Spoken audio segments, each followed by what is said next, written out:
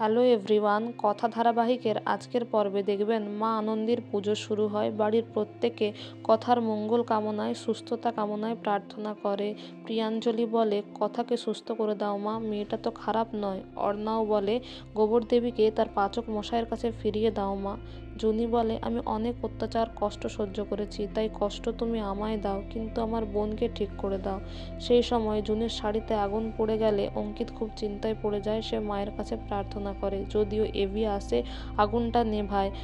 আর কথার লাগানো করমচা গাছ, যেটা এভি যত্ন নিয়েছে, বড় করেছে, সেটা মা আনন্দীর কাছে দেয় আর বলে, এ বাড়িতে বহুদিন ধরে তুমি আছো, আমি কখনো তোমার কাছে কিছু চাইনি, কারণ তুমি ফিরিয়ে দিয়েছো, কিন্তু আজ তোমার আরাধনা করছি, প্রার্থনা করছি তোমার কাছে, দয়া করে তুমি কথাকে সুস্থ করে দাও, কথাকে তুমি আমার কাছে ফিরিয়ে দাও।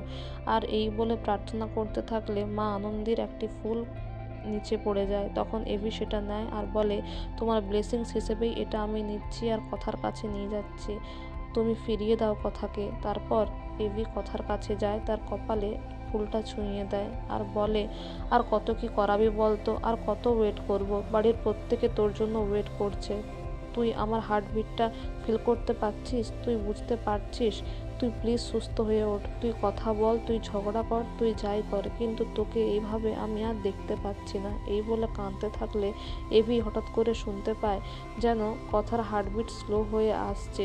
তখন মা আনন্দীর কথা মনে করে কাঁদতে থাকে, প্রার্থনা করে মা আনন্দীর কাছে আর কথাকে বলে, না এটা হতে পারে না, তুই কিছুতেই আমাকে ছেড়ে যেতে পারিস না, তুই যেতে পারিস না কথা।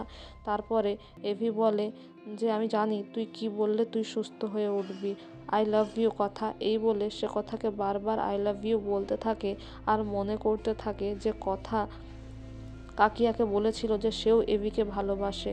তারপর কথাকে জড়িয়ে ধরে কাঁদতে থাকে আর বলে, নিজের অজান্তে কখন যে আমি তোকে ভালোবেসে ফেলেছি আমি বুঝতে পারিনি, আমি তোকে ছাড়া থাকতে পারবো না, আই রিয়েলি লাভ ইউ কথা। ঠিক সেই সময় এভি নোটিস করে যেন কথার আঙুলটা নড়ছে আর তার হার্টবিটটা আস্তে আস্তে ঠিক হয়ে যাচ্ছে। তখন এভি খুশিতে কথাকে জড়িয়ে ধরে আর বলে, আমি জানি তুই আমার কাছে ফিরে আসবি, তুই সুস্থ হয়ে উঠবি, তুই আমাকে ছেড়ে যেতে পারিস না কথা।